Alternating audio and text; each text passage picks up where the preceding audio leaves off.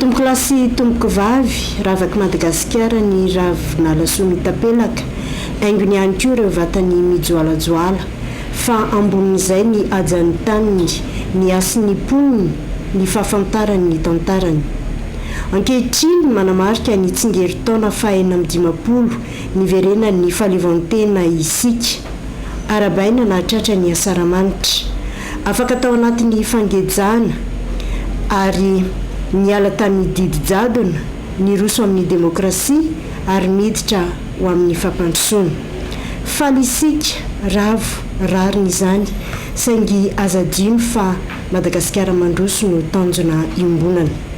Ny tantara tokoa mantsy tsy fanadino ary izay mahatahiry manana hozaraina koa raisin'ny agence ANTA ny mampafantatra anao ity horonan-tsary ity mirakitra ireo dingana nolalovany Madagasikara ka nazahoantsika ny fahaleovan-tena.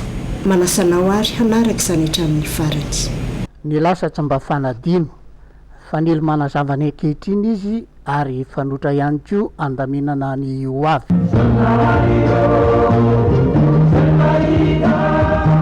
Ny lalana nidiavin'ny Madagasikara ho amin'ny fiverenan'ny fahaleovan-tenany indray dia ny zotra miandalana. Taorian'ny toedrarany taona 1770 ireo atoko politika rehetra dia nofoanana avokoa. Natsangana kosa ny FIDES famatsimbolona fanorenana hoety mampandroso ny toe-karena sy ny sosialy. Ny 30 mars 1770 Andriamatoa Philibert Ranana dia voafido mpanolotsay paritany amin'ny fizara-paritra fahatelo tao Mahajanga. Izy dia avy amin'ny lista tokana ny progrès social. Nisahana raharaha maroloha izy satria dia efa mpanolotsaina tao amin'ny Assemblée représentative ny Madagasikara. Naniry fatratra trano ny hosolon-tena ao amin'ny reny fanjakana izy koa ny volana May 1770 dia nirotsaka ho mpifaninana tamin'ny fifidianana izay nomanin'ny Assemblée territoriale andefasana olona mpihevi-panjakana 5 ao amin'ny Conseil de la République. Resin'Andriamatoa Isany Pierre Ramampy, Norbert Zafmaovo ary Laingoral John izy. Raha ny amin'ny toerana roa hafa kosa araka ny fanao amin'ny fifidianana double collège dia lasan'ny vazaha. Toy nandrindra tamin'izao faharesen'izao Andriamatoa Tsiranana dia ny Apangan-Kariary ny fanapahana momban'ny zanatany ho mpanavakava bolokody. Andriamatoa Tsiranana niaraka tamin'ny olom-boafidy vitsivitsy dia nanipevitra tamin'Andriamatoa Pierre Mendès France filohan'ny filankevitra ny anovanany double collège ho collège unique momban'ny fifidianana. Izany hoe tsy misaraka intsony ny vazaha sy ny malagasy dia izay no nampiarina tamin'ny fifidianana rehetra. Mba hitondrana fanazavana ny antony lalàna lasitra amin'ny vahoaka malagasy dia tonga namangy taty Madagasikara mihitsy Andriamatoa Gaston Defferre minisitra frantsay ho an'ny tany ampitan'ny ranomasina. Ny alahady 12 avril ny minisitra Defferre dia noraisin'Andriamatoa Rakotondriana Stanislas maire Antananarivo. Nambarany fa tsy manana lakile Antananarivo ka tsy afaka manolotra izany ho anao aho fa ny fonay kosa ny solon lakile. Namaranan'ny fandraisam-pitenenana dia no amafisiny fa tombontsoan'ny frantsay sy ny malagasy ny fiaraha-miezaka mba hiantohana ny fivoaran'ity nosy lehibe ity eo amin'ny anjara rarahany rehetra. Teo nolon'ireo olom-boafidy vaovao amin'ny Assemblée provinciale sy ny Assemblée représentative no nisaoran'ny ministra de Fiaran'Andriamatora Rakotondrina ary namelabelarany ny fotopototry ny lalàna lasitra izay ifotoran'ny asany sy ny fepetra ampiarina mba hanatratrarana ny tanjona izay hanomezana lalana ny lehilahy sy ny vehivavy any amin'izana-tany hiandraikitra amin'ny fomba demokratika ny raharaany. Hiadidy bebe kokoa ny tantarany ao anatin'ny fahandriam-pahalemana sy ny fiandrianana.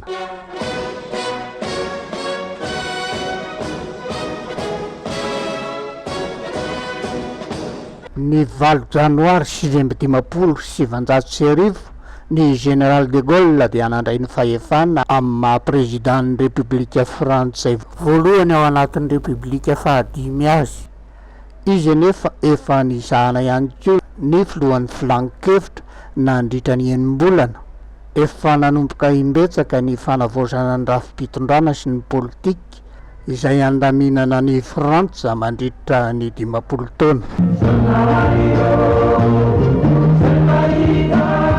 Ny fahatongavan'ireo prime ministre afrikanina 12 tao amin'ny lapam-panjakan'ny Élysée no nanamarika ny fahaterahan'ny fikambanan'ny Frantsa sy Afrika miray fitondrana. Ny fivoriana manan-kery ampiasa ny lalàna voalohany izay natao teo ambanin'ny fitarihan'ny général de Gaulle no nanome aina ny fikambanan'olona miray raharaha. Mbola ankatoavina amin'ny alalan'ny fitsapakevim-bahoaka fa ny sainan'izy ireo dia ny manga, fotsy, mena ary ny fenitra kosa dia ny fahafahana fitoviana firalahiana izay an'ny Repoblika Frantsay.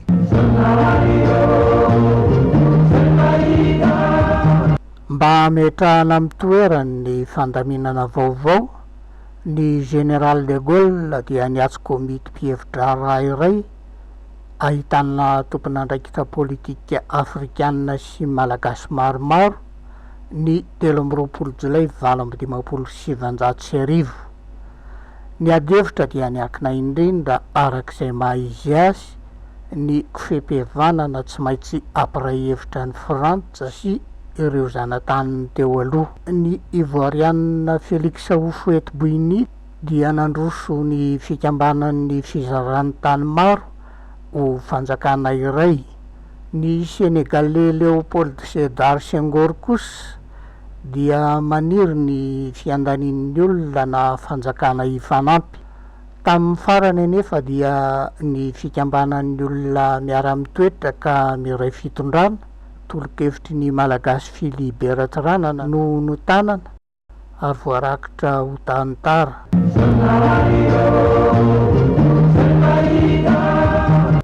Ny général de Gaulle dia naniry ny tondra fanazavana ny fototra izay ho firaisana Frantsay any amin'ireo vahoaka antsoina ho mpikambana ho aminy.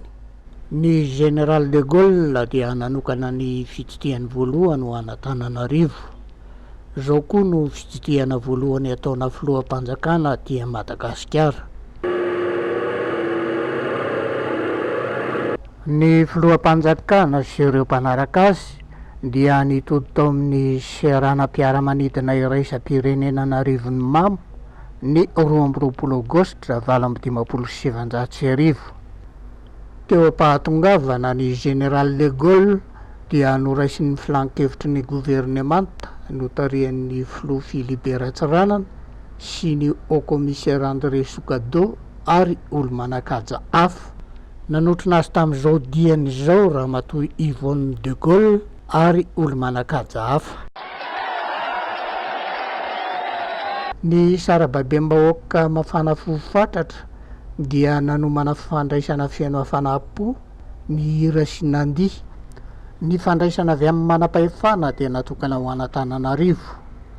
Ny filoha Charles de Gaulle dia noraisana Andriamatora Rakotondrina Stanislas meran'ny tanàna. Nanome voninahitra ny sainam-pirenena ny général, ny zasy ny safo ireo andeha miaramila izy.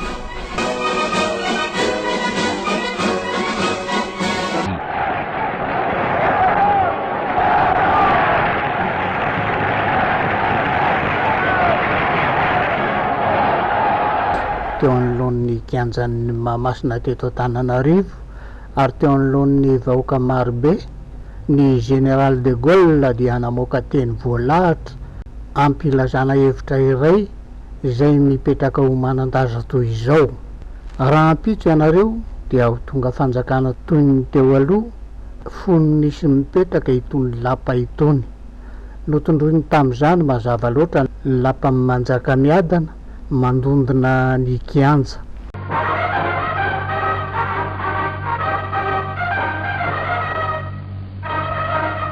Ny 1 Aogositra ny général de Gaulle mba amin'ny président Tsirana, ny premier ministre frantsay Michel Debré, ny ministre ny raharaham-bahiny Couve du Mirville ary lehiben'ny gouvernementan'ireo firenena afrikanina miisa 12 dia niazo anambotsirohitra lapan'ny gouverneur mba hitarika ny fivorian'ny filan-kevitra mpanatanteraka ireo firenena miray fitondrana. Taoriana Antananarivo renivohitry Madagasikara, ny filoham-pirenena frantsay Charles de Gaulle nohotron'ny président Tsirana dia nandeha tany amin'ireo faritra hafa teto amin'ny nosy. Ny toerana rehetra nijanonana tao anatin'ny fitsidihana dia nisehon-javatra matehijery avokoa. Ny fahatsaran'ny fandraisana no manana ho an'ny Flou de Gaulle tao Toamasina, Mahajanga, Antsirana, Antsirabe ary Fianaratsoa dia tsy anadinoina ny hafalian-dehibe.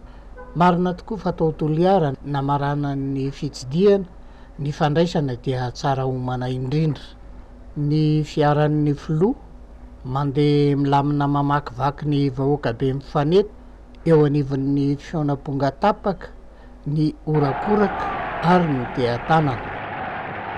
Ny 7 Aogositra ny général de Gaulle dia nandao an'i Madagasikara ho an'i Djibouti.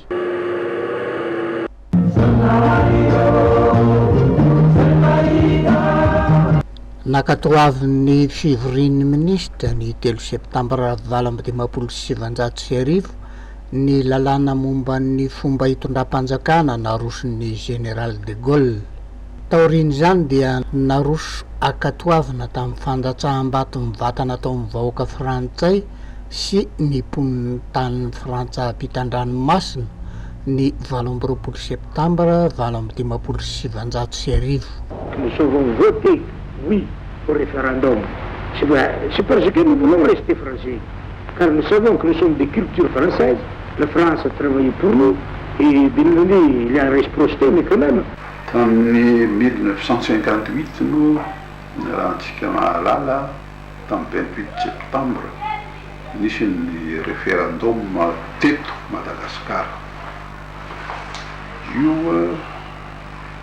dia angato les constitutions nataon'ny gouvernement frantsay ka nisy fovana mihialantsika amin'ny mahazana tany. Ka zavatra telo no lazainy tao: na hijanona amin'le statut tamin'izany fotoana zany, na hijanona na hiditra ho département, na hiditra ho amin'ny atao hoe communauté. Ka io ko communauté io ao ny ferentsika hoe azahoana autonomia iarahantsika tamin'ny frantsay. Da teorina dia nangata président hoe aleotsika angataka ny tena fahaleovantena. Dia nanaiky moa ny frantsay tamin'izany dia tamin'io moa nandefatsika délégation maromaro nandeha tany an-dafy nanaovana hoe transfert de compétence. Ka tamin'izay fotoana zay no nazahoantsika hoe hoatrika ny fahaleovantena. Dia zavatra aseho tamin'io rehefa velona avy any président Tsirana tamin'izay moa dia aéroport mbola tonga taherivimamy tonga tarimaraina izy fa zay ka hariva vao tonga teto Antananarivo satria olona be dehibe tokotsy foana no nanotro nazy tamin'ny fotoana io, afaka fa hoe azo ny fahaleovantena. tamin'ny 26 juin 1960 général de Gaulle namoa tsy tonga teto tamin'iny fa misy ministre anankiray atao ministre Foyer, ministre de la justice izy tamin'ny fotoana io no proclamation solennelle teo amasika teo miaraka tamin'ny président Sanana sy malagasy feno tamin'izao fotoana zany masina teo ary teo amin'ny tanto masina mihitsy no nanaovana azy taly ny malagasy tamin'ireny ka eran'ny Madagasikara manontolo dia namafety ary raha talohan'ny 60 azy talohan'ny 26 io satria mafanta ho aty zany te manompo be fety ary mbola mitovy ia tamin'ny 26 nambalahady io nanaovana azy tareto dia toute la semaine herinandro hoe manontolo nanao fety ny malagasy tamin'ireo fotoana ireny.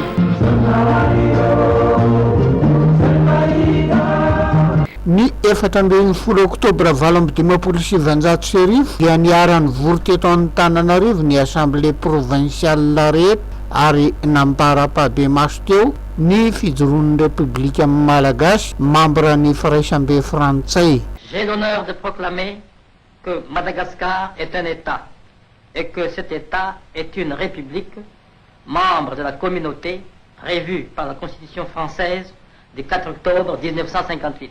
Ny apitson'iny ihany dia nanambarako tao amin'ny fivorina Andriamatoa Sokado au commissaire fa nofoanana hatramin'izay daty izay ny didy mahazana tany frantsay any Madagascar. Au nom du gouvernement de la République, je prends solennellement acte de la volonté du peuple malgache de devenir librement État membre de la communauté. Et je proclame